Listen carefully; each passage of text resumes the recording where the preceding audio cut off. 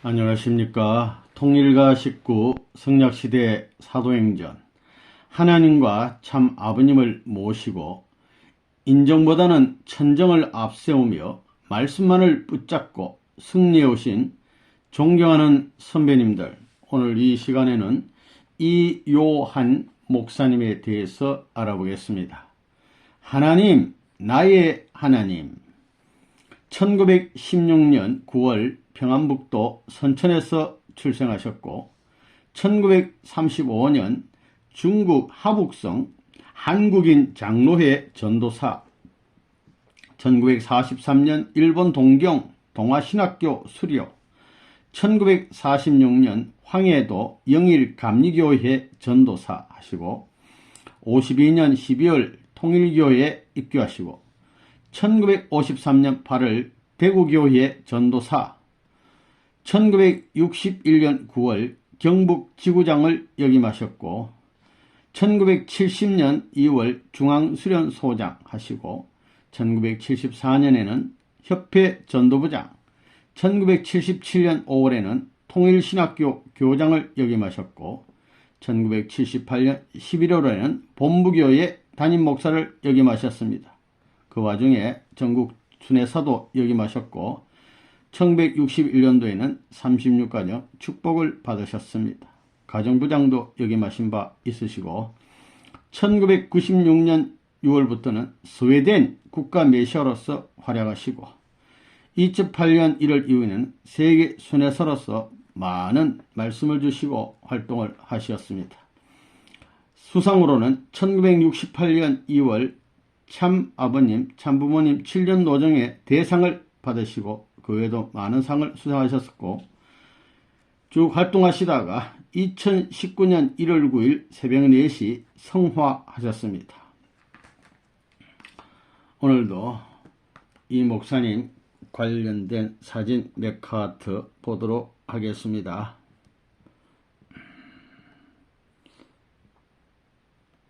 이 사진이 우리 이요한 목사님께서 36가정 축복받으실 때의 사진이 되겠습니다. 축복받을 때 사진. 옆에 계신 분은 원심이 사모님 되겠습니다. 아마 여기 약혼 반지를 끼워주는 장면 같습니다. 이 장면은 참 아버님께서 초창기 때 50년대 대구교회에서 이사도 많이 하셨는데 대구 통일교회라고 당당히 간판을 걸어놓고 있을 때인데요. 아버님 교회에 오셔서 들어가시는 장면, 역사적인 장면 되겠습니다. 이 장면은 참 아버님께서 전국 순회 중 대구에 오셨을 때 길거리 이렇게 걸어가시는 장면 되겠어요. 이 분이 이요한 목사님 되겠습니다. 이요한 목사님인데 이것도 어디 시내에서 이 분은 최원복 우리 여사님 되겠습니다. 이 장면은 초창기 때 대구교회 식구들입니다. 어려운 시절에 하늘의 용사들이 다 모였는데 이요한 목사님 계시고 목회하시면서 식구들하고 모인 장면 되겠습니다. 이 장면은 야외에서 우리 할머니들, 정성들의 할머니들, 또 우리 부인 식구들, 애기들도 있는데 여기 이요한 목사님 계시네요. 그래서 야외에서 한 카트 초창기 때 사진 되겠습니다. 53년 8월 대구교회 목사로 임명을 받으시고 이 사진은 야외에서 찍으신 사진 되겠습니다. 1960년대의 사진 되겠습니다. 안경을 쓰시고 말씀하시는 장면. 이 장면 아버님 모시고 이렇게 걸어가시는 장면 되겠습니다. 참아버님. 이 장면은 여기 참아버님 계시고 요거는 이상은 선생님 계십니다. 요거는 이요한 목사님인데 설악산에서 1972년에 역사적인 또 한 장면 찍어놨었습니다. 요 장면은 요분이 이요한 목사님인데 앞에서 무슨 말씀을 하고 계시네요. 여기 장소는 어디냐?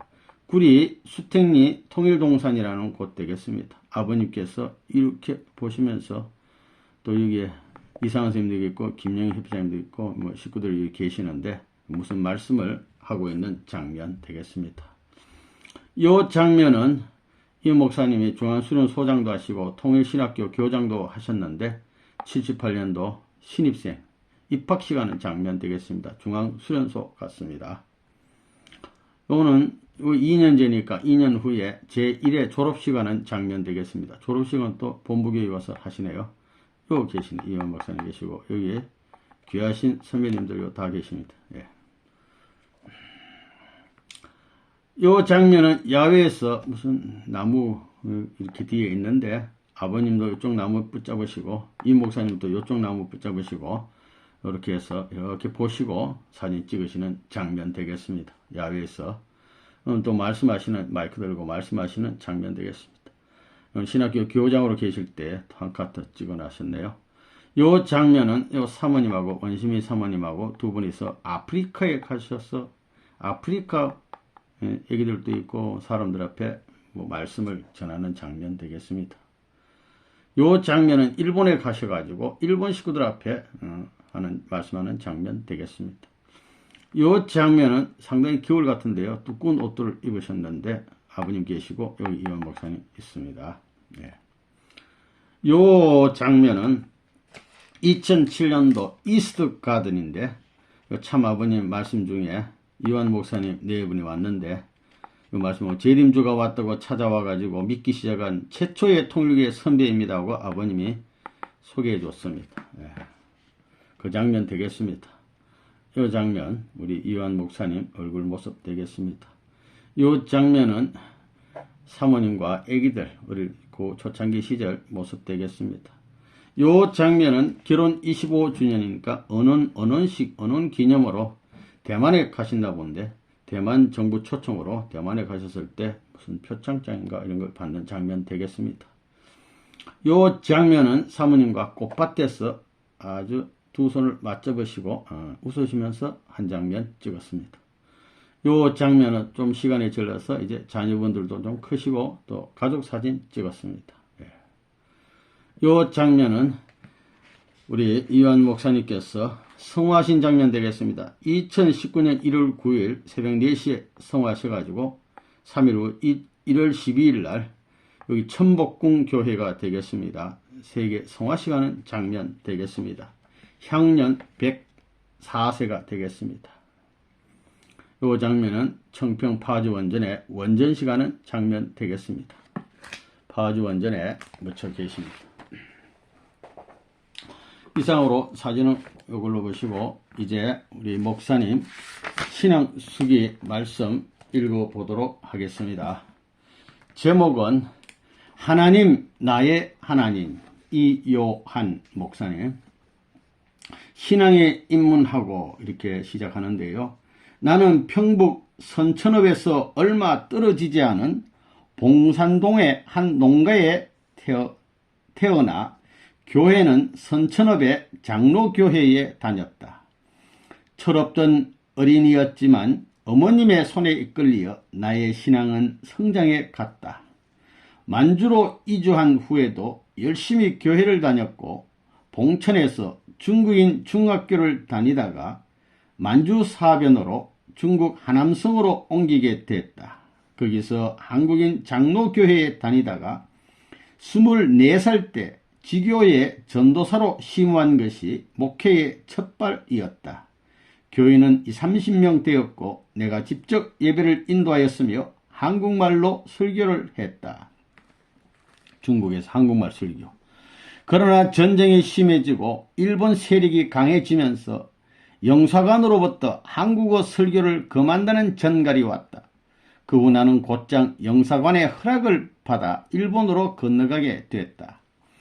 신학 공부를 할 셈으로 일본 동부신학교에 입학, 1년가량 이 학교에 나가게 됐으며 1943년 문교부 시책으로 각 신학교가 통폐합됨으로 연합신학인 일본신학교로 옮겼다. 그러나 신사참배를 어떻게 생각하느냐 하는 교장의 질문을 받고 너무 솔직하게 답변하여 무슨 말이냐면 신사참배 교회는 하면 안 된다 이렇게 얘기했다는 거예요. 퇴학을 당하고 말았다. 이러한 사상 검토에서 30명의 한국 학생 가운데 유일하게 나만이 퇴학을 당한 것이다. 한국에 나올 수도 없어서 일본에 계속 있으면서 군수공장으로 들어가게 되었다. 당시 나의 나이는 25, 6세쯤 되어 젊은 사람으로 징용이 되지 않을 수 없었기 때문에 군수공장에 들어가 일단 징용을 면하게 되었다. 여기에서 해방이 될 때까지 일했으며 일요일이면 몇몇 마음이 맞는 한국인끼리 모여 예배를 보았다. 1945년 해방이 되자 나의 신앙에 또 하나의 격변기가 찾아오고 있었다. 그해 10월 한국으로 돌아왔다. 신앙을 다시 찾은 기쁨, 한국어, 한반도를 다시 찾은 기쁨에 온통 세상에 들뜬 것만 같았다. 한국말 마음 놓고 할 수 있다는 것. 그것도 잠시 미군정이 들어서고 새로운 정치의 물결이 일자 교회는 다시 어수선해지기 시작했다. 미국으로부터 구호품이 들어오자 교역자들은 물질의 눈이 어두워지고 정치에 참관하게 되자 성직을 버리기 일쑤였다. 신앙은 까먹고 물질에 이제 어두워졌어.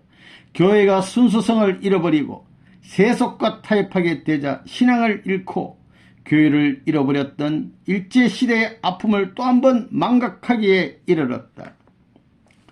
그런 가운데서도 만주나 고향 혹은 일본 등지에서 만났던 교우들이 모여 잘 믿어보겠다는 마음을 잃지 않으려고 노력했다. 아무래도 우리 교회가 심상치 않다고 생각하던 나는 목사들이 벌거벗은 것과 담배를 피우는 꿈을 꾸게 됐다. 교회가 뭔가 부끄러운 상황에 이르렀구나 하는 생각이 직감적으로 스쳐갔다. 현 교단에 하나님의 촛대가 옮겨졌다고 해요. 몽시와 촛불이 옮겨졌다는 몽시와 한국 주 재림이라는 글자가 적힌 내용이 호의 신문처럼 보여지는 꿈을 꾸게 됐다. 하나님이 몽시를 통해서 교회가 타락했다는 것을 보여줬다는 것입니다. 막연하나마 내가 걱정을 하니까 이런 몽시를 내리는구나 생각하면서 나름대로 신앙을 철저히하려고 더 한층 노력했다.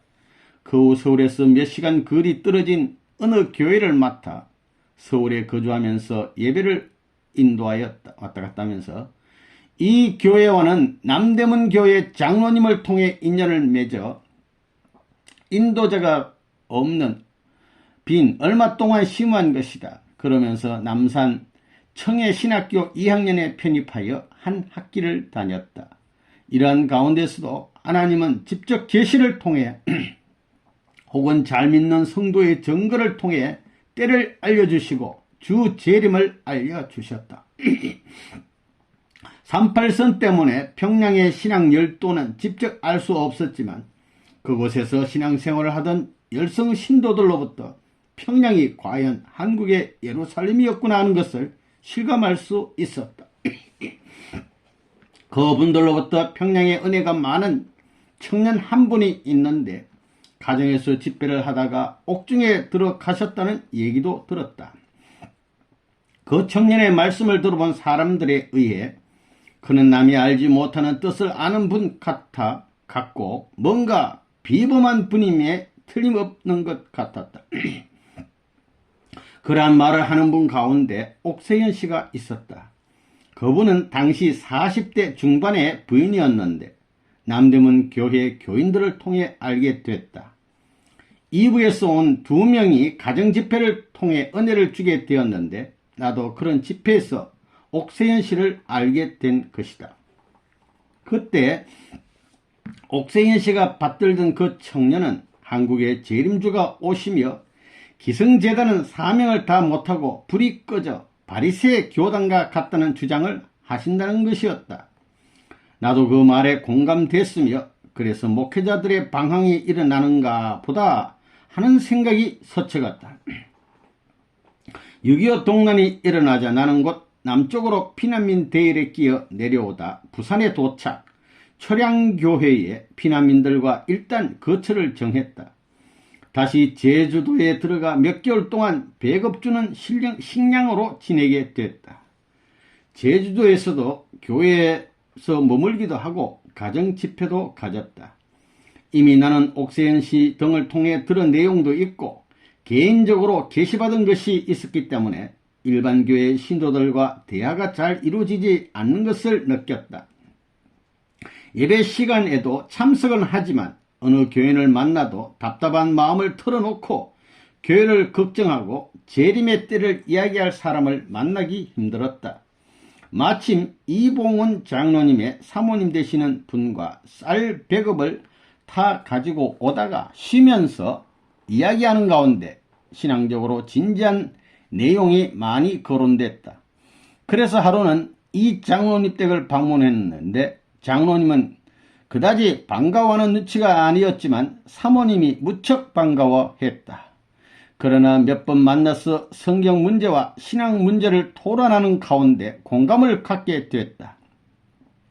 이 장로님도 하나님의 뜻이 어디에 있으며 주님의 강림이 어디로 어떻게 이루어지는가에 대해 알게 되자 가족끼리 열심히 기도하고 은혜스럽게 제주도 생활을 한 것 같다.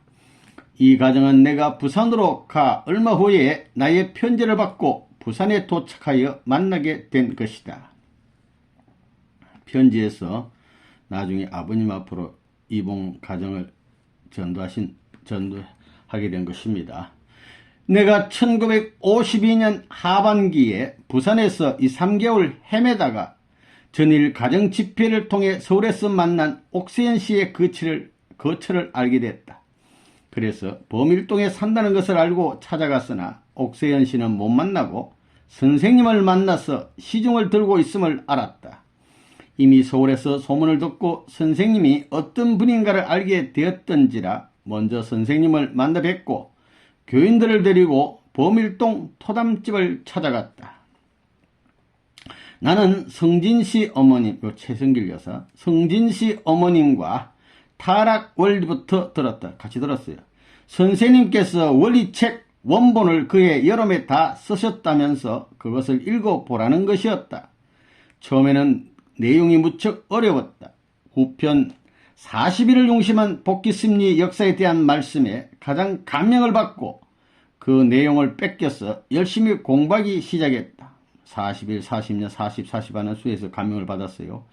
하나님의 역사가 이처럼 40수를 중심 삼은 사탄 분립의 공식에 의해 이루어져 왔고 구약과 신약이 공식적으로 연결이 되어 아담 가정의 문제가 해결되니까 성서에 대한 관점이 달라짐을 느끼게 됐다. 이래서 이러한 복음을 지도층에 있는 목사들과 신학교 교수들에게 알려야 되겠다는 생각으로 이들을 찾아다녔다. 말씀의 수준이 너무나 놀랍다 보니까 그분들과 대화할 수밖에 없었다. 선생님께서도 내가 그런 사람에게 전도하기를 원하셨던 것 같다. 1953년 6월까지 부산에서 이런 방법으로 전도를 하다가 신령한 사람들을 찾아 대구 1위 등을 오가며 말씀을 전하게 됐다. 부산 범대골쌈집에서 시작된 말씀 전파로 말미암아 날이 가면 갈수록 별의별 사람들이 많이 모여왔고 매일매일 우리를 중심 삼고 새로운 양상이 전개됐다. 우선 말씀에 의해 부활 변화된 것은 사람의 마음이었고 둘째 주위에서 우리를 보는 눈이었다. 우리의 식구들이 몇 명 되지 않을 때는 주위에 관심은 별로 없었지만 차츰 식구가 늘자 고려파 계통에서 범일동에 이상한 집단이 있으니 주의하라는 등의 광고가 나오기 시작했다. 특히 식구들의 내왕이 작고 오랜 시간 말씀을 하시다 보니 성진씨 모친이 선생님을 이해하려 들지 않았다. 그분의 주장은 남들처럼 어여시 가정을 가정답게 갖고 오손도손 살아야 하지 않느냐 하는 항변이었다. 뚜렷한 직업도 없이 세상도 어지러운데 계시받는 사람, 기도하는 사람이 왔다 갔다 하는 것을 아주 못마땅하게 생각했고 하나님의 섭리의 경륜을 펴시려는 선생님의 위대한 뜻을 이해하려고 하지 않았다. 더군다나 김원필 씨가 벌어오는 것으로 그날 연명했기 때문에 경제적으로 무척 어려웠고 혹 돈이 생기면 몽땅 선생님은 가난하고 불쌍한 사람을 도와주셨다. 하여튼 이 모든 것에 대해 성진씨 어머님은 불평을 늘어놓았다. 선생님께서 어려움이 그치지 않은 이유는 여기에도 있었지만 사람들이 몰려옴에 따라 사회의 눈총이 몰려왔다. 가뜩이나 선생님께서 이북에서 나오신 입장이었기 때문에 경찰이나 헌병대에서 의심을 하게 됐고, 도대체 어떤 사상을 가졌기에 사람이 저렇게 드나들며 직함도 없고 교회 간판도 없고 교계에서 인정도 하지 않는데 신앙의 열기가 높을까? 모두들 의심의 마음을 씻어버리지 못했다. 마침 강현실 씨가 입교한 이후 광복동 고려파 개통에서 권사나 집사들이 들어왔고 나와 인연된 교인들이 자주 교회를 오가게 됐다.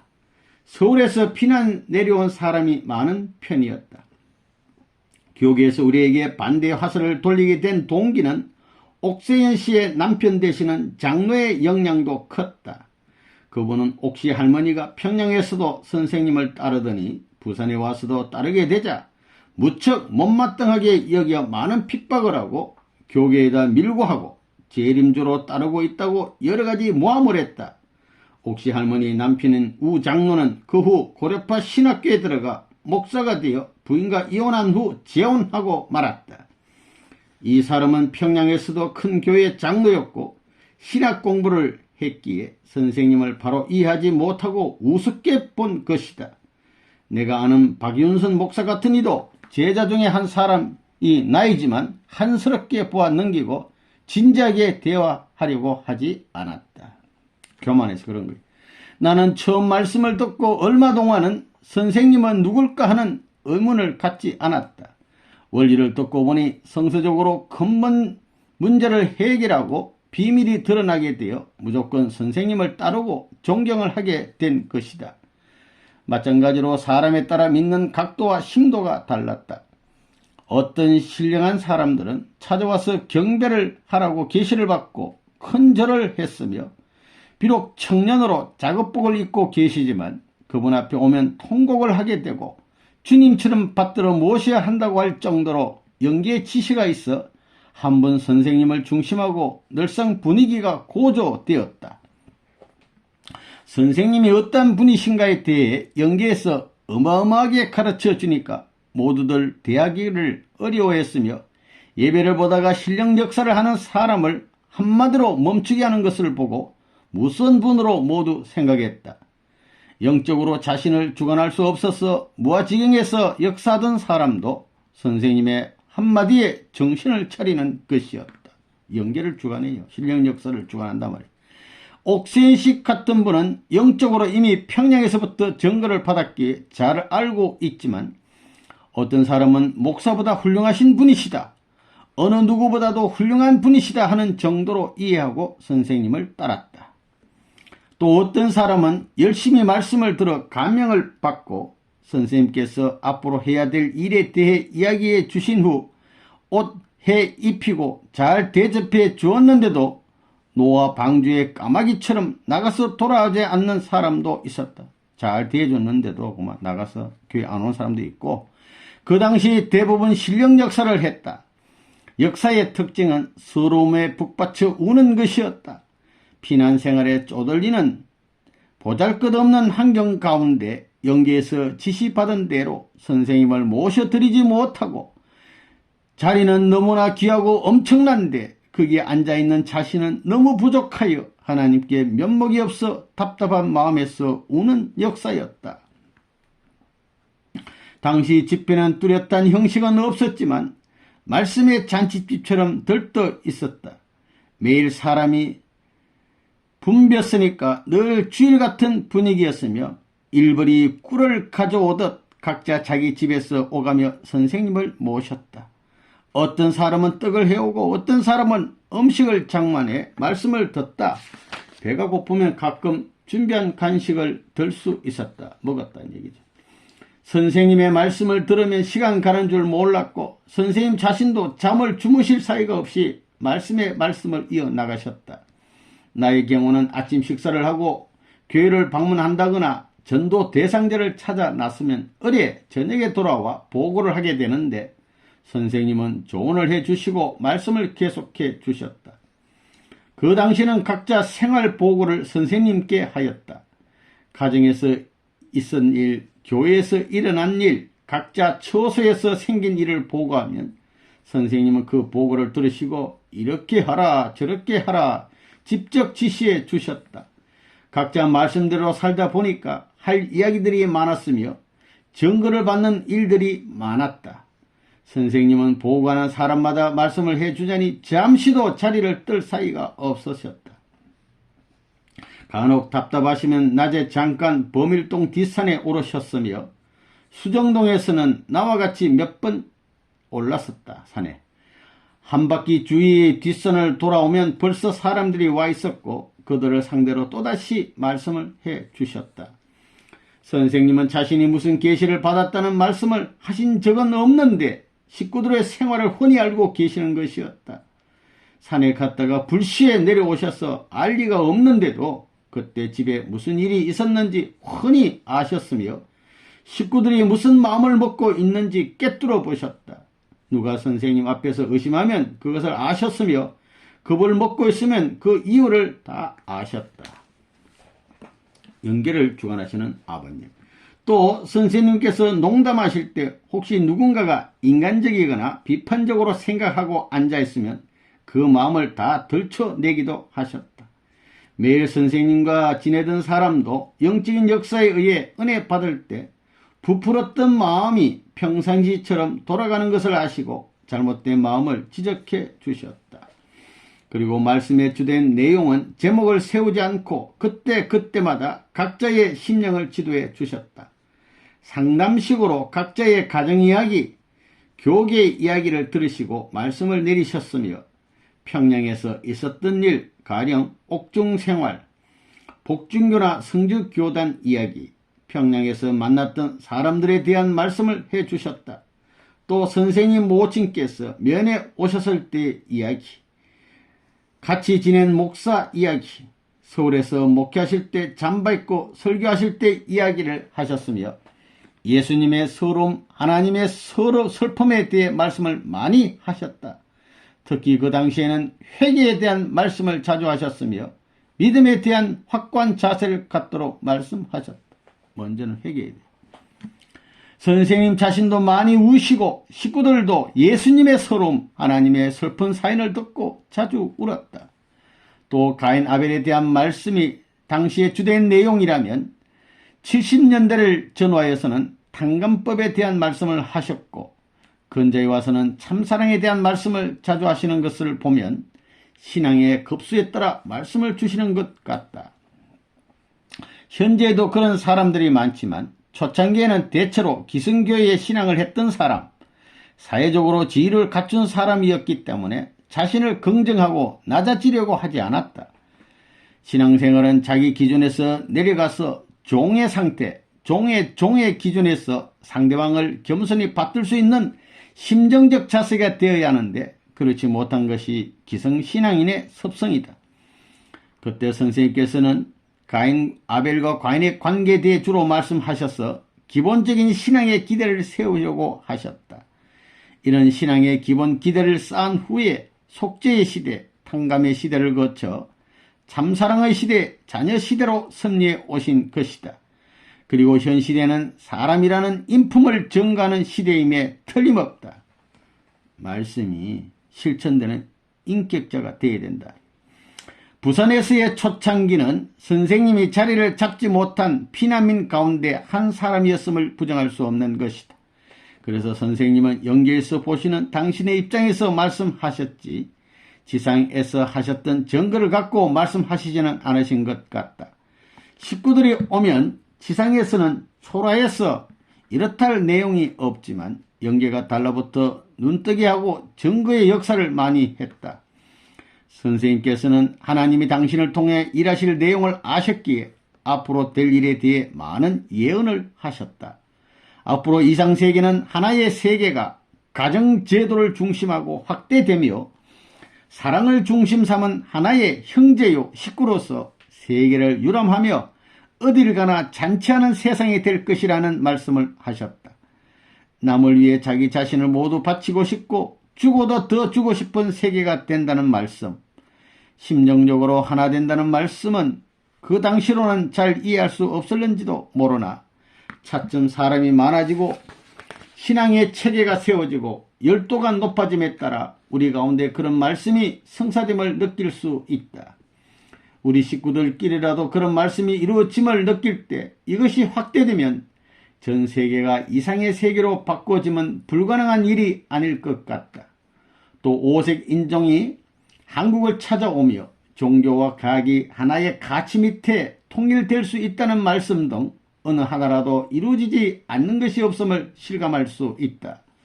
이러한 선생님의 예견이 몇몇 안 되는 사람들끼리라도 이루어지고 있다는 현실을 두고 볼 때 이런 상황이 확대되면 이상세계가 이루어질 수 있음을 실감할 수 있었다.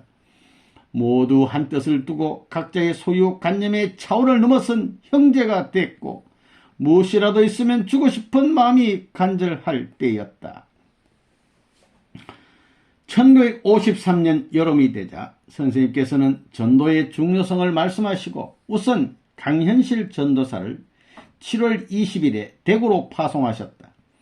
선생님은 개척 전도의 여자를 먼저 파송하시고 그 다음 8월 초순에 남자인 나를 전도 일선에 보내셨다.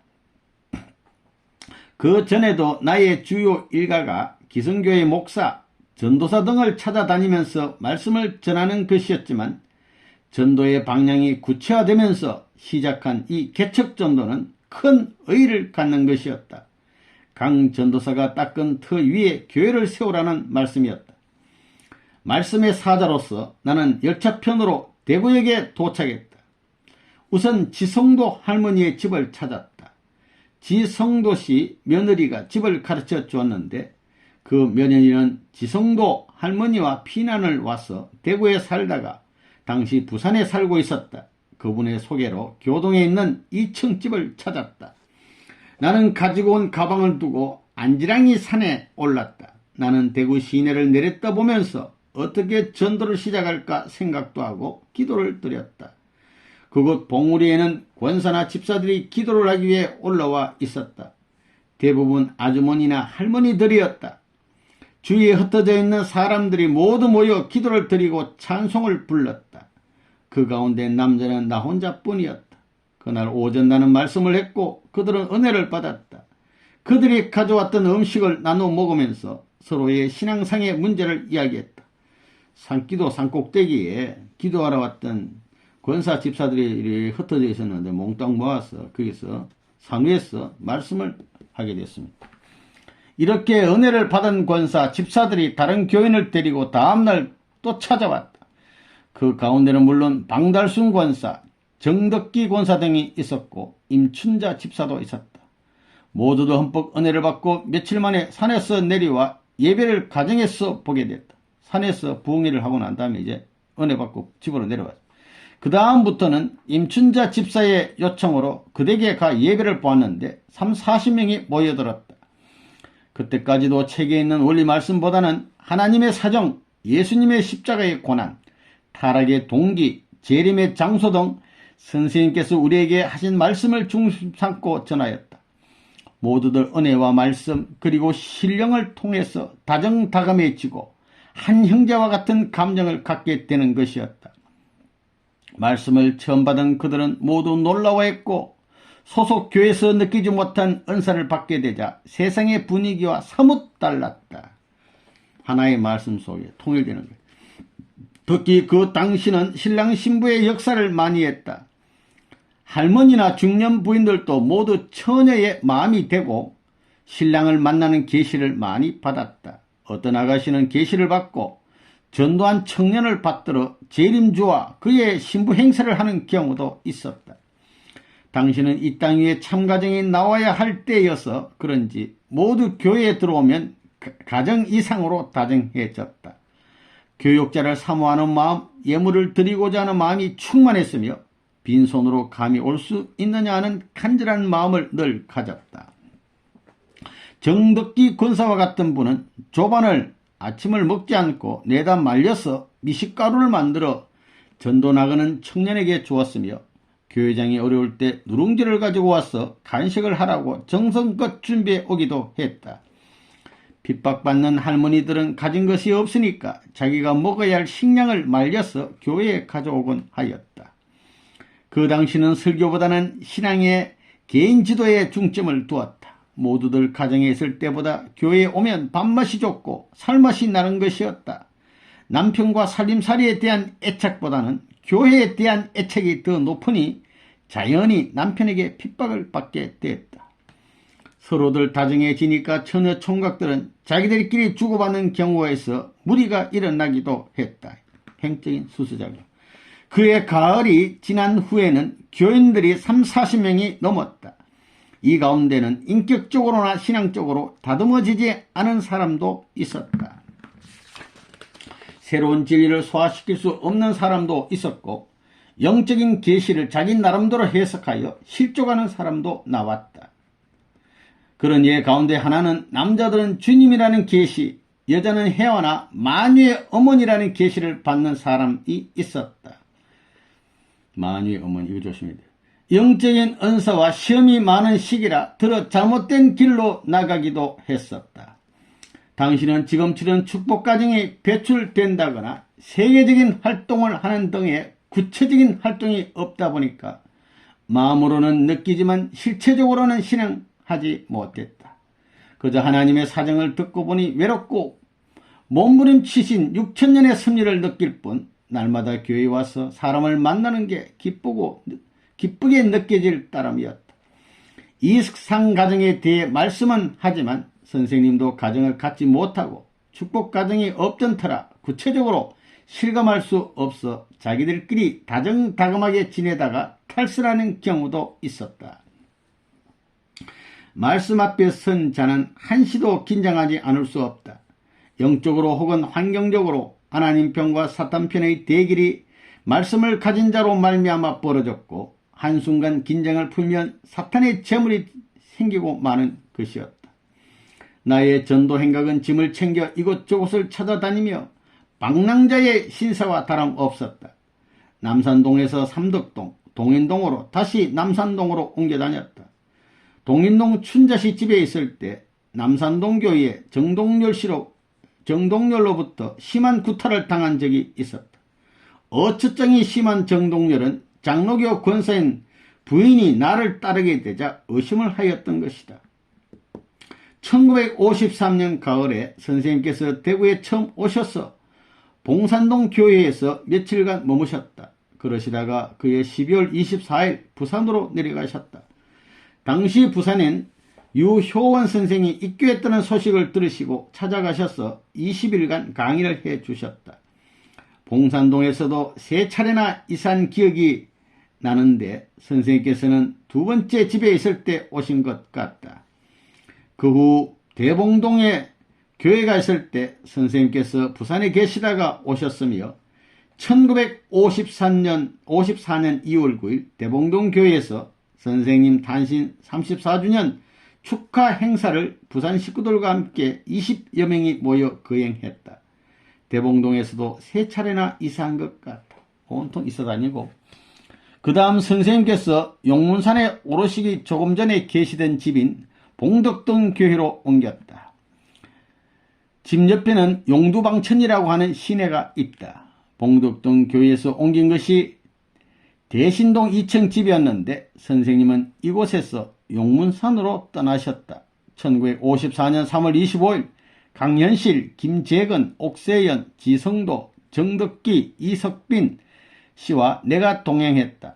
여기서 하룻밤을 지내고 김천역에서 2사람씩 흩어졌는데 선생님은 나와 함께 기차를 타고 서울로 올라오셨다. 용문산에는 남몽 장로가 집회를 하고 있었다. 선생님께서는 아랫마을에 계시고 나는 집회가 열리고 있는 윗동네에 가서 신도들과 자담을 하였다.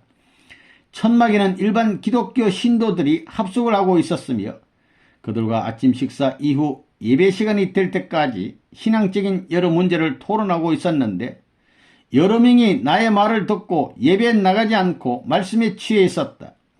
그럴 점 청년들이 와서 내가 나가지 않으면 몰아내겠다고 하는 것이었다. 그들은 광고까지 하면서 나를 내쫓았다. 마침 아랫마을에 내려와 있는데 임춘자 집사가 달려와 형사들이 동원되어 잡으려고 하니 피하라고 하는 것이었다. 마침 우리는 내려오고 형사는 우리를 잡으러 올라갔기 때문에 만나지 못하고 용문산에서 빠져나올 수 있었다. 선생님께서는 용문산에 가시고 난 뒤 옮긴 곳이 대봉동 박우옥 씨 집이었다.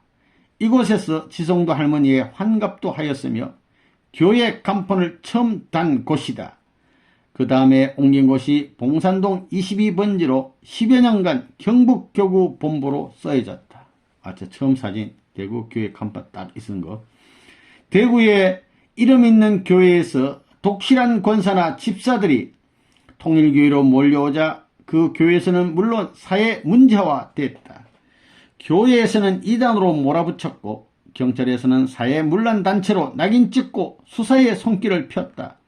정덕기 권사는 가정에서 특히 남편으로부터 모진매를 맞으면서도 교회에 나왔고 대부분 잘 믿는 가정의 부인들이 나오게 되자 남편들이 가정 파괴의 집단이라는 등 경찰에 고발하거나 온갖 핍박을 가해서라도 교회와 멀어지게 하려 했다.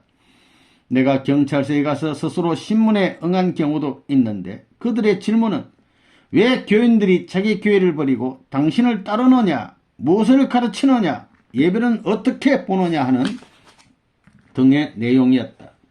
어떤 때는 경찰과 기성교인들에게 쫓겨 한 달에 몇 번씩 이사를 했는데 이 모두가 대구에서 우리 교회를 몰아내려는 사탄의 최후의 발악이었지만 식구들은 여기에 굴하지 않았다. 반대가 심하면 심할수록 영적으로 하나님은 우리의 길을 인도하셨으며 늘 우리와 함께 하셨다. 식구들 가운데는 경찰에 붙들려가서 코에 물을 붓는 고문을 당한 경우도 있었으며 선생님에 대해 온갖 모략과 중상을 늘어놓는 것을 보고 분통해서 영적 역사를 하는 식구도 있었다. 쫓겨다니는 신세가 되신 선생님은 용문산으로 가셨다가 형사가 왔다는 이야기를 들으시고 다시 서울로 가셨지만 서울에서도 유랑의 신세를 면하지 못했다. 예수님 당시도 예수님이 숨 쫓겨다녔잖아. 아버지도 마찬가지. 이 여관 저 여관을 옮겨다니며 피신하셨으며 온갖 모략과 풍문을 감수하시고 별의별 위기를 다 넘기셨다. 그런 가운데서도 선생님은 찾아오는 식구들을 격려하시고 협회 창립이라는 대역사를 계속 추진하셨다. 선생님은 죄인이 아니셨음에도 모든 죄인의 죄를 한 몸에 지니시고 탕감의 길을 걸으신 것이다. 나의 공적 활동을 대충 정리해보면 대구교회 전도사, 또 부산교회 전도사, 경상지구장, 대구교회장, 경북지구장, 겸 제4지구기대장, 전국순회사, 서울 제3특별지역장, 전국순회사실장, 서울 제2특별지역장, 협백가정부장, 또 본부특별지역장, 성북지구장, 중앙수련소장, 본부교회 부교회장, 협배전도부장, 협배순회사실장, 통일신학교 교장, 본부특별교역장 등이다. 뜻앞에 부름받아 나선 지 30여 년이 됐다. 이제 한갑도 지나고 자녀들이 성장하여 그동안 내가 걸어온 길을 함께 걸어가고 있다. 지나온 것을 더듬으면 감회 어린 내용이 많지만 아직 뜻의 일선에서 후진을 양성하고 말씀을 전해야 하는 모습이라 지나온 것보다는 앞날에 더욱 관심이 가는 것은 어찌할 수가 없다. 아직 선생님께서 앞장서 계시고 앞으로 이루어야 할 뜻이 있기에 나는 긴장을 조금도 풀 수가 없는 것이다. 이후에도 40년 동안 더 열심히 활동했어요. 103세 4세 성하셨어요. 나의 반생애는 오직 목회와 교육에 투신했다고 해도 과언이 아니다. 대구에서 서울 명동회관에서 그리고 본부교회에서 내가 머무르는 어느 곳에서나 하나님의 심장부에 서 있다는 기본으로 말씀을 전했으며 지금도 통일가의 동량이 될 통일신학생들의 교육과 21일 수련생을 지도하고 있다. 나도 수련 받았어요. 이 목사님한테. 그동안 나의 말씀을 전해 듣고 얼마나 감화를 받고 인생의 이정표로 삼았는지 장담할 수 없지만 하여튼 하나님의 말씀의 대신자라는 심정으로 몸과 마음 다 바쳐 전하려고 노력한 것 같다. 지금도 나는 말씀을 전하는 자로서 가장 염려되는 것은 말씀을 듣고 은혜 받은 것으로 끝나는 것이 아니라 그 원리 말씀을 수욕해서 말씀이 피와 살이 되어 인격 실체화시켜야 한다는 것이다. 이거 어려운 거 아닙니까? 지금까지 말씀을 발견하고 난 뒤 그 말씀으로 사람이 되는 것이 아니라 그 말씀에 도취되어 마치 어린 아이가 장난감을 가지고 노는 것처럼 좋아하다 끝내버린 경우가 허다한 것 같다. 말씀 가지고 놀다가 말씀을 버린 것과 똑같아. 이게. 지금은 말씀을 선포하는 시기라기보다는 그 말씀으로 사람이 되는 때이다. 초기에는 믿음이 어리고 철부지어서 하나님이 준 말씀을 기뻐서 즐겁게 받아 그 기분에 어울려 일들을 해왔지만 지금 와서 보니 인격과 생활에 연계시킨 것이 아닌 것 같다. 만일 말씀을 듣고 기쁨만 하지 않고 사람됨을 걱정했다면 오늘보다 더욱 나아졌을 것이다 하는 것이 나의 심정이다. 심정. 오늘도 오늘의 많은 목회자들도 말씀을 가르치기 위한 사람이지 자기 스스로는 수용되지 못하고 있는 실정이다. 로고스의 실체가 되어 입법. 말씀이 나와야 하는데 기성교계의 실정은 그렇지 못한 것 같다. 유대교단이 예수를 알아보지 못한 것은 유대교단이 자기를 몰랐기 때문이다. 말씀을 입으로만 전하는 위선자가 아니라 말씀대로 사는 유대교단이었다면 예수를 몰라볼 리가 없다. 오늘 기독교의 현실도 2000년 전과 하나도 다를 바가 없다. 선생님의 말씀을 전해주셨고 선생님은 말씀을 전해주셨고 몸소 말씀의 실체임을 보여주셨다. 생명과 심정을 가지신 분으로 눈이 있고 귀가 열린 사람은 영적으로나 실체적으로 증거를 받았고 증거를 해주었다. 지금 우리는 하나님의 대신자가 되어야 하며 소메시아로 서야 한다. 예수님이 인간을 통해 이루고자 하셨던 말씀의 실체가 되어야 한다. 그렇게 되면 가정은 말씀의 잔치집이 되고 사랑의 중심이 되는 것이다. 기성교회에서는 하나님의 계획이나 내용을 모르고 성경을 문자 그대로 믿다 보니 의식과 형식, 관념의 신앙이 될 수밖에 없다. 그러나 통일교는 모르고 믿는 믿음이 아니요. 신앙은 의식이나 관념이 아니라 진정이다. 지금은 자녀의 시대임을 선포하시고 대신자 소메시아의 사명을 주셨다. 자녀 시대라는 것은 사랑의 자립을 뜻하는 것이다.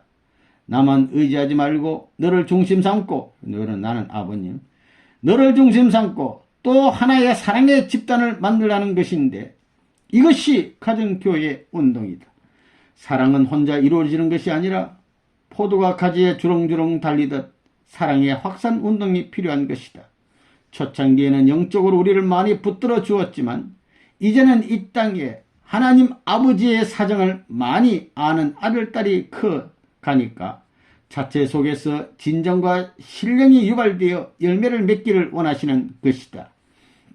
말씀을 전해온 나 자신도 얼마나 하나님께 합당한 대신자가 되었느냐 되돌아보고 앞으로 부족한 부분은 메꾸고 더욱 아버지 앞에 가까운 소메시아가 되는 것이 중요하지 않을까 생각하면서 글을 맺는다. 언제나 부족한 이마. 할렐루야.